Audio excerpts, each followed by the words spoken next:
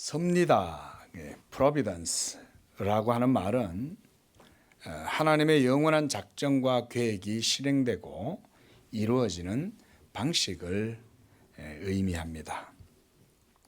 세상 만사가 저절로 자연히 그렇게 이루어지는 것 같지만 하나님의 영원한 작정 가운데 이루어지는 것을 우리가 섭리라 이렇게 부릅니다. 그래서 이 섭리의 교리가 너무 중요하니까 영국의 청교도들이 이제 신앙의 자유를 찾아서 이 아메리카 대륙에 정착을 하면서 그 롱아일랜드에 있는 주의 이름을 도시의 이름을 프로비던스다 이렇게까지 붙였습니다. 지금도 프로비던스라고 하는 도시가 있습니다. 거기가 바로 청교도들이 정착했던 그런 땅이었습니다. 자, 우리 사람은 사람의 일을 합니다. 그리고 사회와 국가도 서로 자기들의 일을 합니다. 그리고 그 위에서 공중권세 잡고 역사하는 사탄도 자기의 악하고 거짓된 계율로 행하면서 자기의 일을 합니다. 그리고 하나님께서도 하나님의 일을 하고 계십니다. 그러나 마귀와 사람은 서로 하나가 되고 서로 일치를 이루기가 쉬워서 하나님을 대적하는 일에 있어서는 서로가 자연스럽게 잘 통해서 온 세대가 역사가 늘 하나님을 거역하고 하나님을 대적하는 그런 역사를 이루어 왔습니다. 하나님도 하나님의 일을 하심으로 그 위에 초월적으로 역사하셔서 영원하신 하나님의 작정과 뜻이 섭리를 통해서 이루어지게 하십니다. 이렇게 하나님의 구속의 역사는 영원 전부터 뜻하고 계획하신 그 작정 가운데에 이루어질 때 그것이 은밀하게 이루어져서 우리 사람들이 볼 때에는 마치 우연처럼 보일지라도 모두가 하나님의 은밀한 계획 가운데 이루어지게 되는 섭리인 것입니다. 특히 하나님께서 기름 부어 세우신 하나님의 왕 예수님을 통해서 이 모든 일들을 이루어 가십니다. 그래서 성경은 예수님을 하나님의 경륜을 이루는 분, 그래서 하나님의 집을 맡은 종이다 이렇게 히브리서 3장 2절과 6절에서는 설명을 하고 있습니다. 히브리서 3장에 보면 2절에 그는 자기를 세우신 이에게 신실하기를 모세가 하나님의 온 집에서 한 것과 같이 하셨다 그랬습니다. 그래서 그는 모세보다 더 영광을 받을 만한 것이 마치 집 지은 자가 그 집보다 더욱 존귀함 같다 그랬습니다. 하나님께서 자기의 경륜을 이루어 나가실 때에 예수 그리스도가 그 모든 경륜의 주관자인 것입니다. 집행자인 것입니다. 그러면 누가 더 중요합니까? 집행자가 중요하죠. 예수 그리스도가 그 집보다 더 중요한 것입니다. 그래서 4절에서는 집마다 지은 이가 있으니 만물을 지으신 이는 하나님이시다. 그래서 6절에 그리스도께서는 이 하나님의 집을 맡은 아들이 되셔서 그와 같이 하나님의 모든 집을 관리하고 다스리셨다. 우리가 이것을 그래서 오이코노미아다 이렇게 말합니다. 경륜 이 말이에요. 이 경륜, 이 헬라어로 오이코노미아라고 하는 말은 집이라는 말과 법이라는 말, 다스린다는 이 두 가지 단어가 합성된 말입니다. 그래서 오이코스라고 하는 집을 의미하는 헬라어와 그리고 노모스라고 하는 법, 또 다스림 이런 의미를 가지고 있는 이 두 단어가 합쳐져서 오이코노미아, 경륜이다. 그러니까 집을 잘 다스린다 이 말씀인 거예요. 그 말씀이 바로 히브리서 3장에 나오는 이 말씀이에요. 바로 예수님은 하나님의 섭리를 이루셔서 하나님의 집을 세워나가고 다스리는 분이다. 그 얘기예요. 결국은 그 경륜의 주체가 예수님이다. 이 말씀이죠. 그래서 예수님의 모든 사역은 이러한 하나님의 섭리에 일치하여 행하셨고 또 이루셨던 거예요.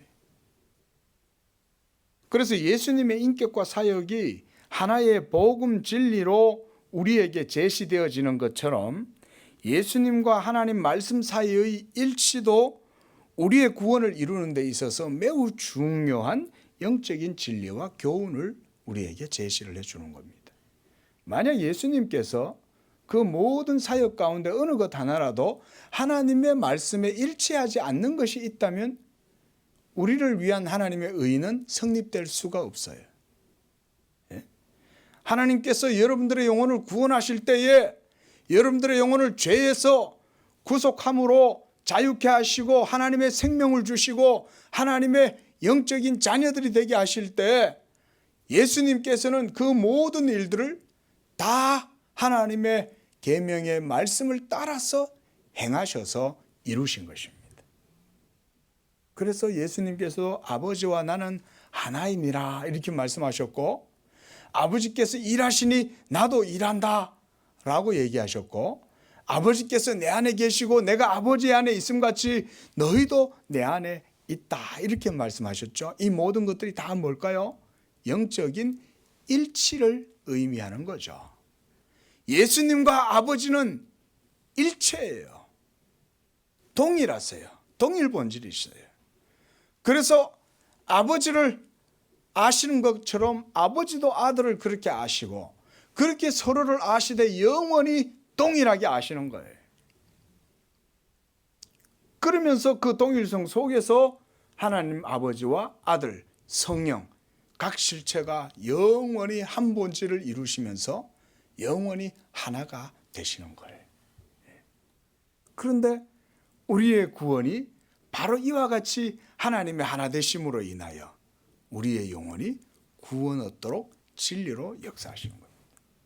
그러므로 우리가 복음서에서 보는 예수님의 모든 사역들은 다 하나님 아버지의 계명의 말씀에 일치해서 행한 것이라는 것을 우리가 알 수가 있는 거죠. 여러분, 우리의 구원이 진리로 말미암는 것이라면 그것은 바로 의로운 구원이고 그 의로운 구원이 우리에게 주어지려면 예수께서 우리의 구속자가 되셔서 하나님 앞에서 모든 의를 다 이루셔야 되는 거예요. 그게 바로 예수 십자가의 죽으심이에요. 그래서 그리스도께서 십자가의 죽으심은 바로 거기서 율법의 마침이 되셨다. 율법의 마침이 되셨다는 말은 예수님이 다 이루었다 이 말씀인 거예요. 그래서 예수님께서 십자가에서 마지막 하나님을 향하여 외친 함성이 뭡니까? 내가 다 이루었다. 다 이루었다. 다 이루신 줄로 믿습니다. 여러분들 이게 바로 복음의 핵심인 거예요. 율법은 아직 다 이루어지지 않았어요. 장차 오실 자가 있고 오셔서 이루셔야 할 일이 있지만 예수 그리스도는 율법과 선지자의 말씀을 따라서 오셔서 다 이루신 거예요. 십자가가 바로 그것입니다. 오늘 본문은 섭리를 통해서 하나님께서 영원전부터 계획하셨던 그 일이 어떻게 예수님의 사역 가운데 이루어지는지를 우리에게 보여줘요. 이제 예수님의 사역은 막바지에 이르렀습니다. 우리가 지난번에 설교에서 이제 13장 1절에서 이제 예수님께서 자기가 아버지께로부터 와서 아버지께로 돌아갈 때가 된 것을 아시고 사탄이 가룟유다의 마음에 예수님 팔 생각을 집어넣었을 때 이제 그 연결선상에서 오늘 본문의 말씀도 계속해서 보게 되는 거예요. 그래서 예수님은 제자들의 발을 씻겨주심과 동시에 오늘 또 제자들과 함께 식사를 하시는 가운데에 만찬을 하시는 가운데에 이제 이 가룟유다가 자신을 팔 것이라고 제자들에게 말씀을 하고 있습니다. 가룟유다는 예수를 배반하여 유대인들에게 팔아넘길 생각을 하게 됩니다. 그리고 이 생각은 마귀가 탐욕에 사로잡힌 가룟유다의 마음을 충동질해서 예수님을 유대인들에게 팔 생각을 넣었기 때문입니다. 마귀가 가룟유다를 충동질하고 또 유대인들과 바리새인들과 서기관들과 이 제사장 무리들을 완악하게 해서 충동질한 것도 다 하나님의 섭리 가운데에 이루어진 것입니다. 믿으시기 바랍니다. 한순간도 하나님의 섭리 가운데서 벗어나는 일은 하나도 없습니다. 모든 것이 다 하나님의 섭리 가운데에서 이루어집니다. 왜 이렇게 비는 많이 와? 왜 이렇게 장마가 많이 지는 거야? 왜 이렇게 많이 기근이 드는 거야? 왜 이렇게 코로나 때문에 온 세상이 야단이야? 여러분, 다 하나님의 섭리 가운데 있습니다. 페르시아가, 바벨론이, 또 메대가, 페르시아가, 그리고 헬라가, 그리고 로마가 막 고대의 지중해 연안에 막 어마어마한 전쟁들이 일어나고 역사에 막 큰 격동이 일어나도 그 다 하나님의 섭리였습니다. 그리고 예수님은 로마가 지배하던 당시에 예수님이 오신 거예요. 그 모든 연대기들은 다 이유가 있는 거예요. 예수 그리스도께서 이 땅에 들어오실 때를 모두 다 그런 연대기들을 통해서 하나님께서 보여주시는 거죠. 하나님의 아들이 이 세상에 찾아 들어오시면 이 세상은 엄청난 파국을 맞이하고 엄청난 격동을 겪게 됩니다. 왜냐하면 하나님의 말씀이 이 세상 역사 속에 들어오시기 때문에 그런 것입니다. 우리가 먼지난 옛날 도로, 비포장 도로길을 막 차들이 달리는데 먼지가 안 나고 배길 수 있어요? 먼지가 안 나고 배길 수가 없습니다. 하늘에 뜨거운 태양이 막 비치는데 여러분들의 피부가 노출되어 있으면 여러분들의 피부가 타지 않을 수 있습니까? 그럴 수가 없어요. 전능하신 하나님 여호와가 이 땅 가운데 강림하시는데 어찌 세계 역사에 파국이 일어나지 않을 수가 있습니까? 그래서 헬라도 망하고 로마도 망하는 거예요. 그 로마는 그나마 예수님이 오실 때가 돼가지고 잘 정비가 돼가지고 공화정이 들어서고 그렇게 해가지고는 오랫동안 서다가 또 313년이 돼가지고 콘스탄틴 대제가 밀라노 칙령을 반포해갖고 기독교를 국교로 공인했지만 결국은 로마도 하나님 나라를 받아들이지 못하니까 멸망하게 된 거죠. 그게 유명한 어거스틴의 하나님의 도성이라는 책 아닙니까? 로마가 멸망하게 된 이유는 뭐냐? 하나님의 나라와 충돌했기 때문이라는 거죠. 이와 같이 하나님께서는 모든 일을 하나님의 뜻 가운데서 이루어 나가는 겁니다. 이 모든 일들이 이루어지는 과정 하나하나는 그것을 행하는 당사자들에게는 매우 큰 고통이나 슬픔이 될 수도 있어요. 그래서 예수님은 이 모든 것이 이루어지는 것을 아셨으므로 그 심령이 괴로워하셨다. 오늘 본문에 그렇게 말씀을 합니다.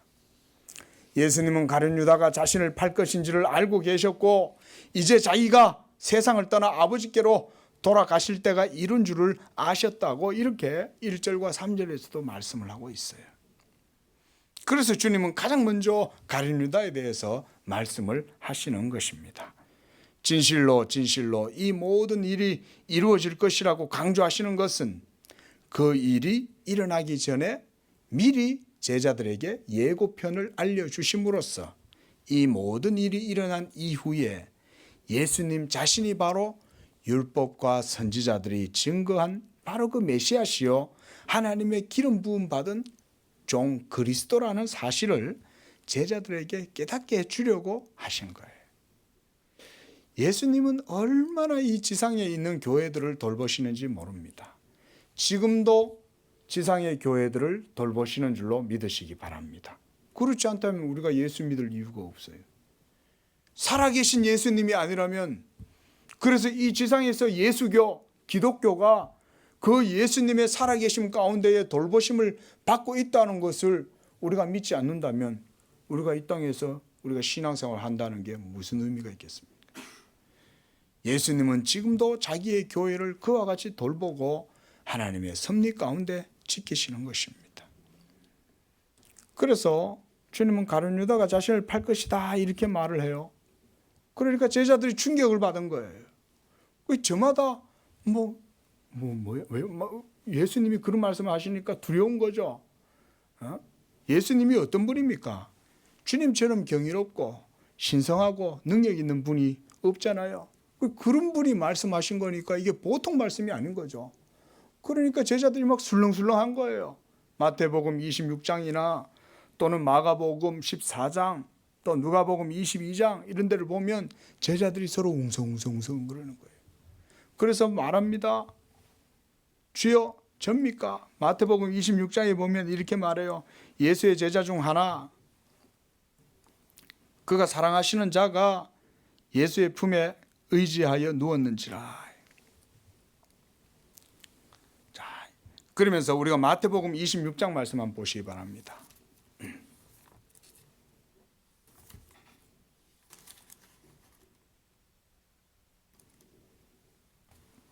마태복음 26장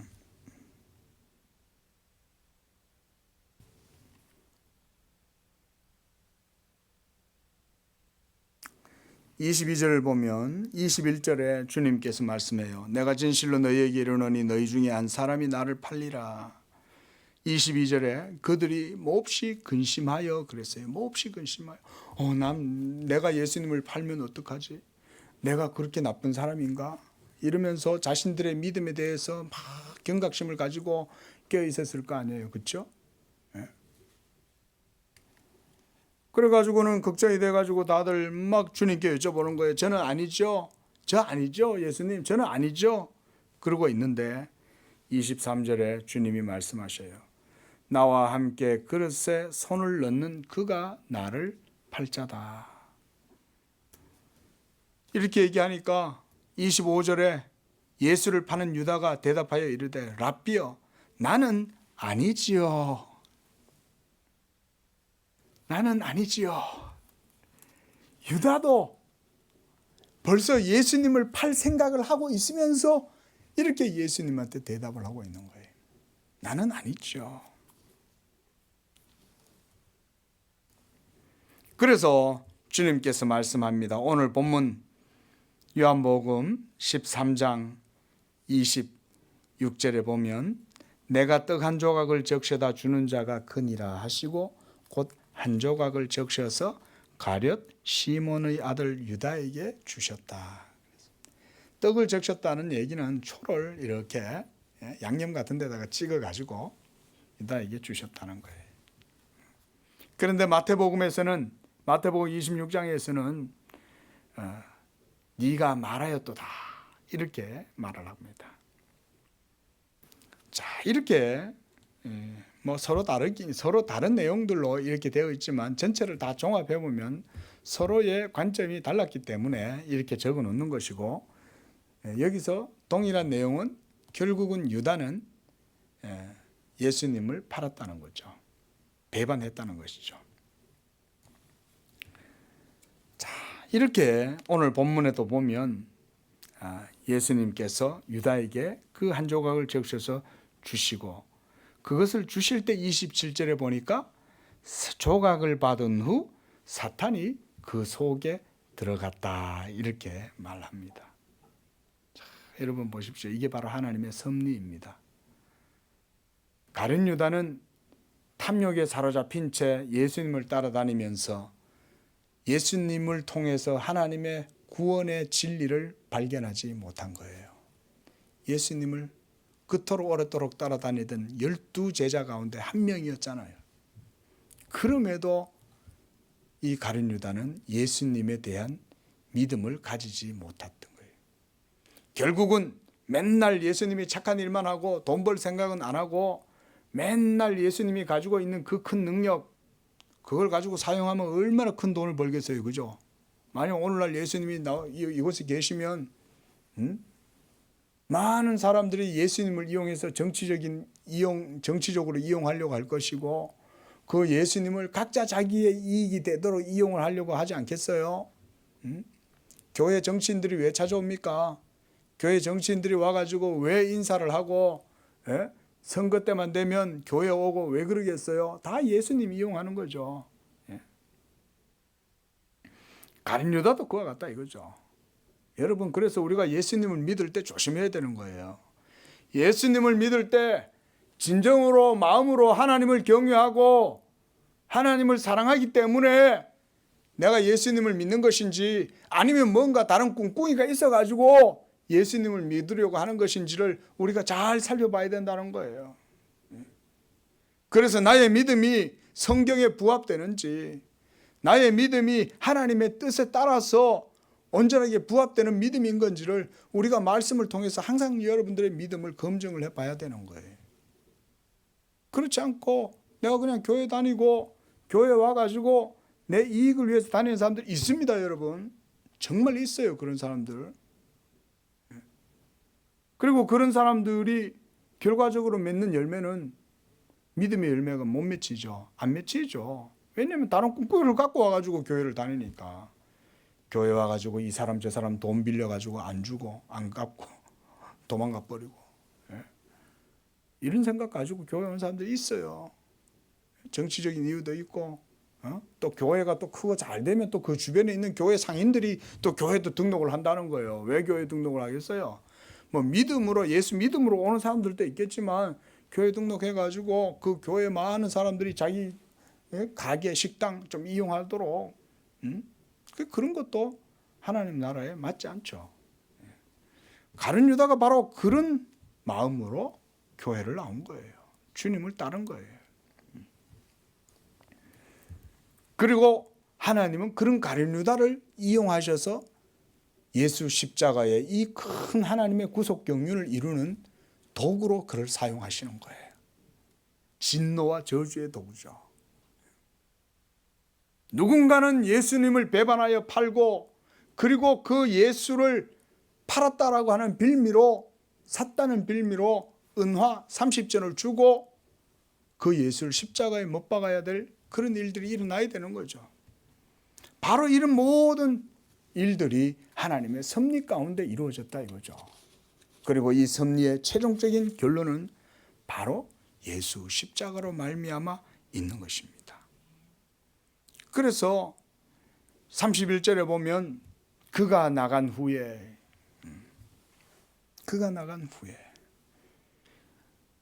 27절에 보면 예수께서 유다에게 말씀하셔요. 네가 하는 일을 속히 하라. 네가 하는 일이 뭐예요? 네가 나를 팔아서 유대인들에게 넘겨서, 그래서 내가 십자가에 못 박히도록 너는 너의 일을 하라는 거예요. 가룟 유다는 가룟 유다의 일을 하는 거예요. 그의 탐욕을 따라서, 불신앙적인 욕망을 따라서 행하고 행동하면 또 사탄도 그의 마음 속에다가 예수를 팔 생각을 충동질해서 집어넣어 주는 거죠. 그 순간 이 악마에게 사로잡혀 가지고 이 가룟 유다는 사리를 분별을 못하는 거예요. 우리가 일반적인 도덕적이고 윤리적인 감정만 가지고 있다 해도 그렇게 할 수 없죠.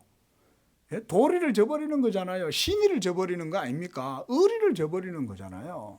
어떻게 3년 동안 자기가 따라다녔던 그 스승, 그 예수님, 그분을 어떻게 그렇게 팔 수가 있냐 이거죠. 인간적으로도 이것은 말이 안 되는 거예요. 그런데 하나님께서 이 가룟 유다의 마음에 사탄이 들어가서 역사하도록 하나님이 섭리 가운데 내버려 두시는 거예요. 그게 바로 하나님의 섭리인 거예요. 그렇게 하신 이유가 뭐겠어요? 그 섭리는 더 큰 하나님의 구속 경륜을 이루는 데 있어서 필요한 스토리다 이거죠. 그게 바로 뭐냐? 예수 십자가의 구속의 사역입니다. 네가 하는 일을 속히 하라. 이 말을 듣고 가룟 유다는 이제 나갑니다. 아마 가룟 유다가 나갈 때 매우 불쾌했을 거예요. 자기 속내가 예수님께 이제 다 들통이 났잖아요. 예? 그래 뭐 에이씨 나도 이제 볼장 다 봤어. 예? 그래 나도 이제 내 갈 길 갈 거야. 당신도 당신 갈 길 가. 나는 당신을 죽이려고 하는 유대인들에 가서 나 당신 팔아버릴 거야. 31절에 그가 나간 후에 예수께서 이르시되 지금 그때 이 말이죠. 지금 인자가 영광을 받았고 하나님도 인자로 말미암아 영광을 받으셨도다라고 말하는 거예요.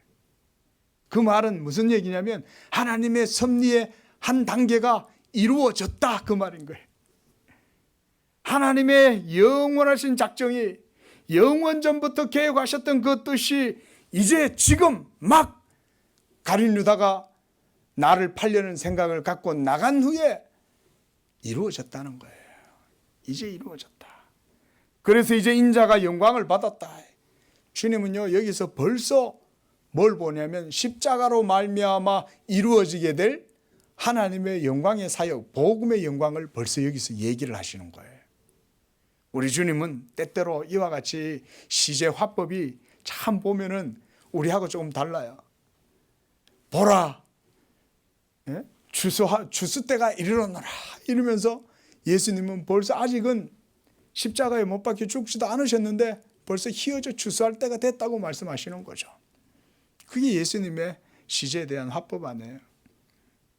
우리는 지금 당장 뭔가 일이 일어나고 난 다음에 일어났다라고 말을 하지만 예수님은 하나님의 시점으로 바라보기 때문에 하나님의 작정과 경륜이 벌써 이젠 때가 되어가지고 가룟 유다의 마음속에 마귀가 들어가고 예수를 팔려고 하는 이런 생각이 그 마음속에 생겼을 때 벌써 인자가 영광을 얻었고 영광을 얻으리라 또 이렇게 말씀하시는 거예요.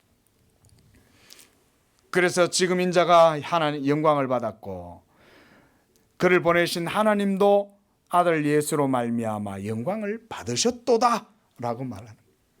왜냐하면 가룟 유다가 예수님을 팔려는 마음을 먹고 결단하게 된 그 사건 자체도 하나님의 섭리잖아요.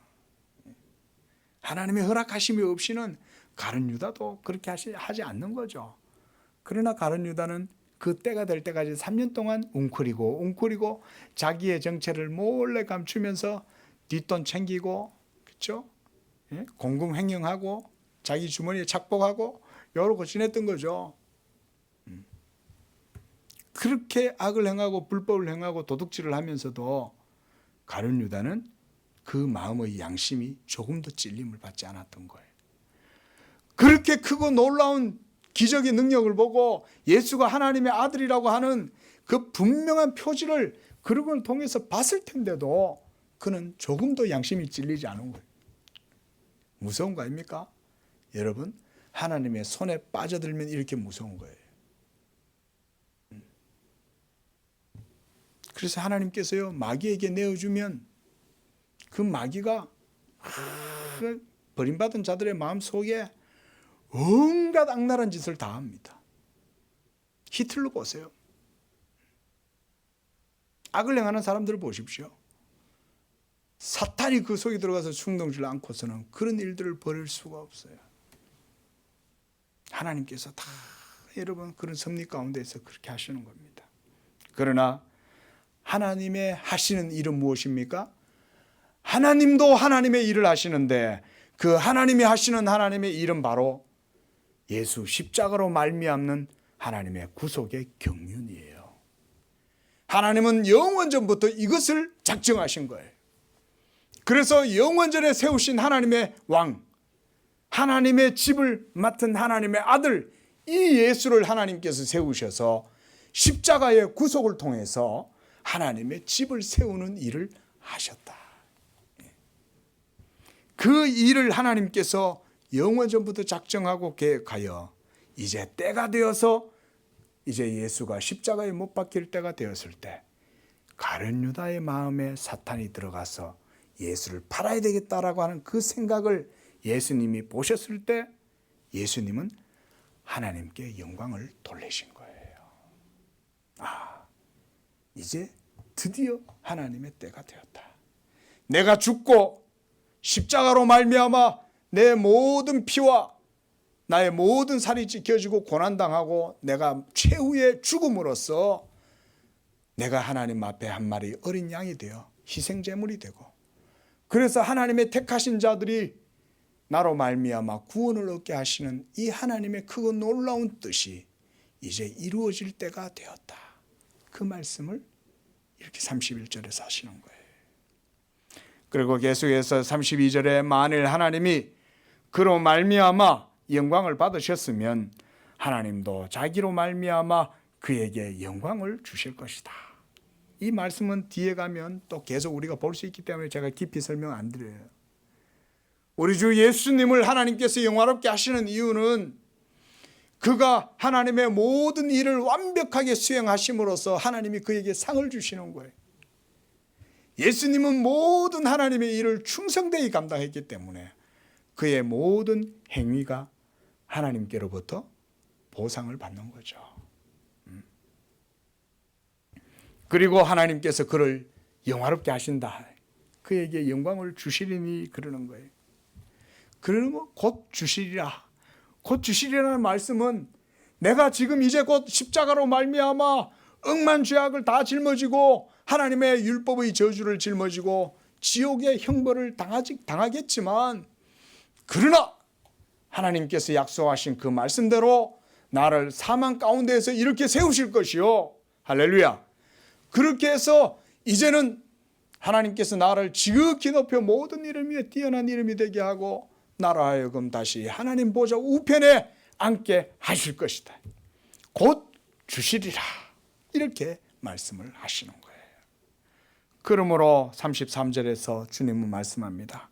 작은 자들아, 소자야, 이 말인데 이 말은 얘들아 이 말이에요. 우리말로 하면 얘들아, 애들이잖아요. 얘들아, 잠시 너희와 함께 있겠노라. 너희가 나를 찾을 것이나 일찍이 내가 유대인들에게 너희는 내가 가는 곳에 올 수 없다고 말한 것과 같이 지금 너희에게도 내가 그렇게 말한다. 이건 제자들을 위해서 하시는 말씀이죠. 예수님이 3년 동안 같이 있던 예수님이 사라져 보세요. 교회의 기초돌인 이 12사도들이 어떻게 되겠어요? 그렇죠? 12제자들이 완전히 다 조각조각 나가지고 흩어져서 다 흩어지고 도망가고 이렇게 될 거 아니에요. 주님이 여기서도 계속 제자들을 돌보시는 거예요. 그래서 깨어지지 말고 흔들리지 말고 견고하게 붙어 있으라는 거예요. 내가 없더라도 내가 가는 곳에 너희가 올 수 없다고 한 그 말처럼 내가 사라질 텐데, 내가 없어질 텐데 너희들 그래도 너무 걱정하지 마, 그 얘기예요. 그러면서 주님이 34절에 말씀하셔요. 새 계명을 너희에게 주노니.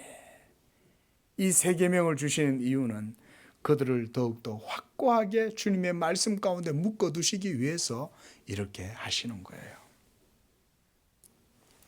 너희가 서로 사랑해라. 서로 사랑해라. 이게 바로 주님께서 이 지상에 있는 교회들에게 주신 가장 큰 계명이에요. 사랑이라고 하는 것은 하나님의 율법의 최고의 계명 아닙니까? 그렇죠? 사랑이. 그런데 이제는 새 계명으로 주님이 우리에게 주시겠다. 이 말은 왜 여기서 새 계명이라고 하냐면 예수 그리스도의 복음을 믿음으로 성령 안에서 이제 우리가 이 계명의 말씀을 따라 서로 사랑하는 믿음의 의무를 지기 때문에 새 계명이라고 말씀하시는 거예요. 그 율법과는 다른 뭔가 새로운 게 아니죠. 율법이 보다 더 분명하고 확실하게 이루어진 형태로 우리에게 계명의 형태로 주었는데 그게 바로 새 계명이요. 그러므로 이 새 계명은 신약의 복음의 형태, 예수 믿음의 형태, 성령 안에서 성도들이 서로 믿음으로 하나됨의 형태로 주시는 것. 그래서 새 계명을 너희에게 주노라 그랬습니다. 그래서 너희도 이와 같이 서로 사랑하고 그렇게 서로 사랑함으로써 모든 사람이 너희가 하나님의 자녀요, 예수 믿는 사람들이요, 그리스도인이라는 것을 알게 될 것이다. 우리 양재교회 이와 같은 사랑 가운데 세워지는 교회 되시기를 축원을 드립니다.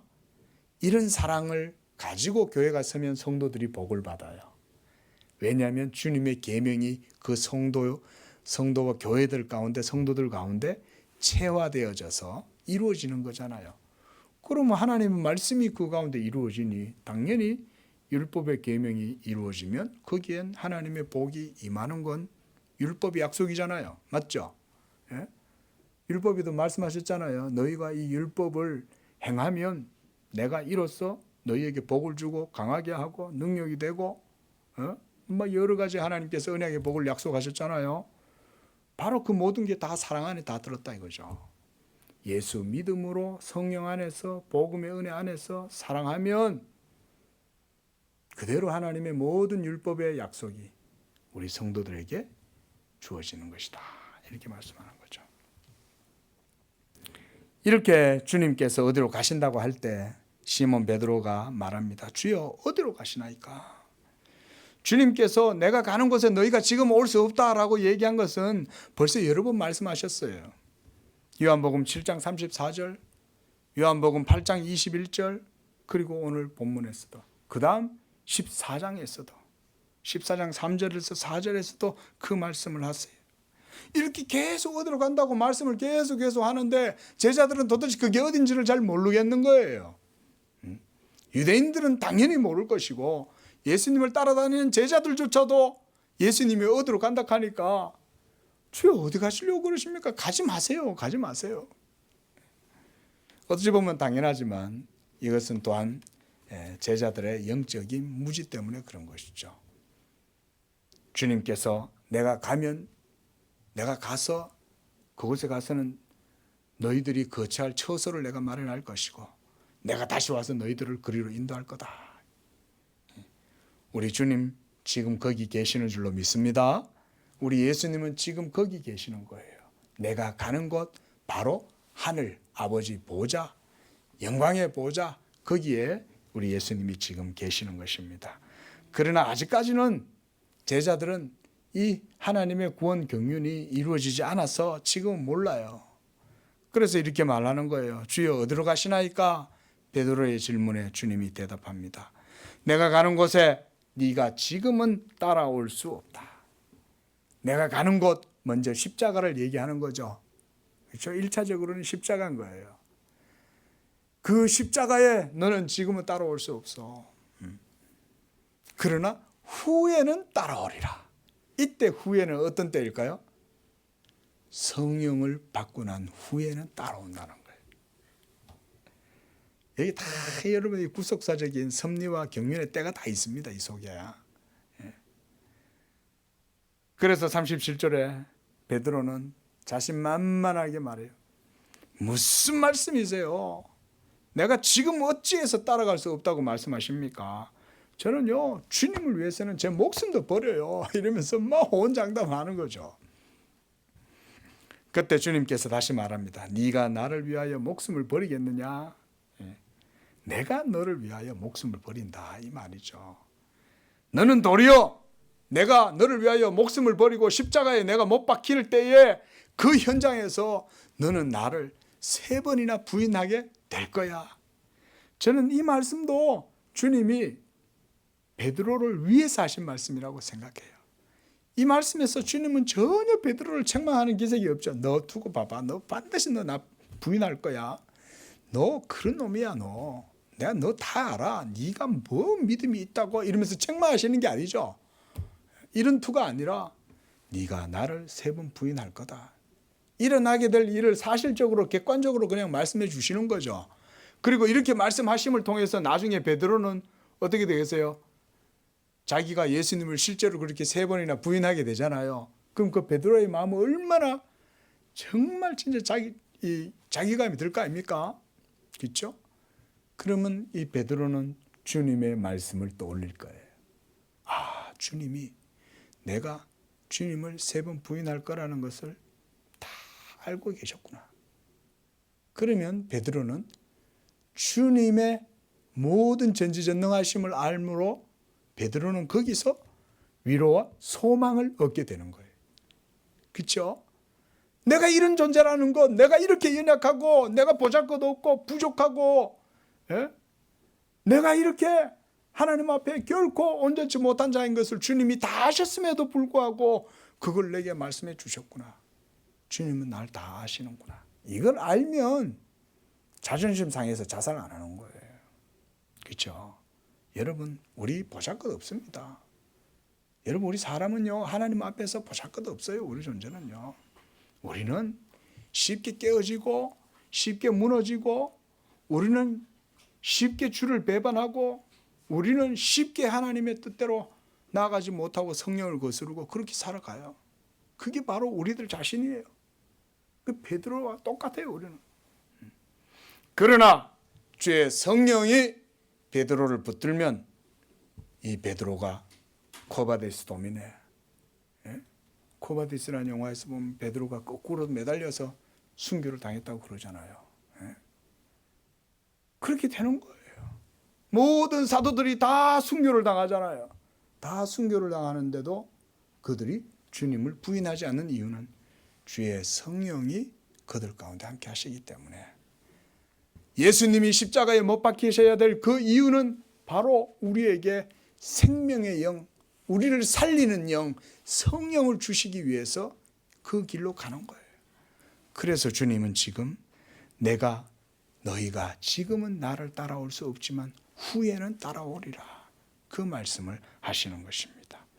그리고 가룟 유다는 자기가 갈 곳으로 가는 것입니다. 이것이 여러분 하나님의 섭리요 경륜입니다. 지금도 하나님께서는 자기의 택한 백성들을 그와 같이 보호하고 하나님이 그들과 함께 하시는 줄로 믿으시기 바랍니다. 하나님이 여러분들의 믿음을 지켜주시는 거예요. 하나님이 여러분들의 마음속에 역사하셔서 성령으로 말미암아 믿음의 말씀이 심겨지게 하시고 여러분들의 심령이 말씀 안에서 자라나게 하시는 거예요. 그래서 하나님께서 햇빛을 비추어 주고 물을 주고 그래서 때때로 여우가 침범하지 못하고 곰이 침범하거나 멧돼지가 야생 짐승들이 침범하지 못하도록 여러분들을 지켜주시는 거예요. 가룟 유다는 그러나 주님의 이 크고 놀라운 구속 섭리를 이루시는 데 있어서 하나님의 도구였다. 이와 같이 하나님께서 지금도 자기의 복음의 사역을 교회를 돌보시는 이 일을 하나님은 하시는 줄로 믿으시기 바랍니다. 여러분들은 여러분들의 일을 하실 때 그럼 우리 그리스도인들은 어떻게 해야 되냐? 믿음으로 예수 믿음으로 열심히 행하시면 되는 거예요. 믿으시기 바랍니다. 그러면요 하나님이 예수 믿음으로 행하는 여러분들의 삶에 하나님의 이와 같은 언약의 복이 임하게 하시는 거예요. 축원드립니다. 기도하겠습니다.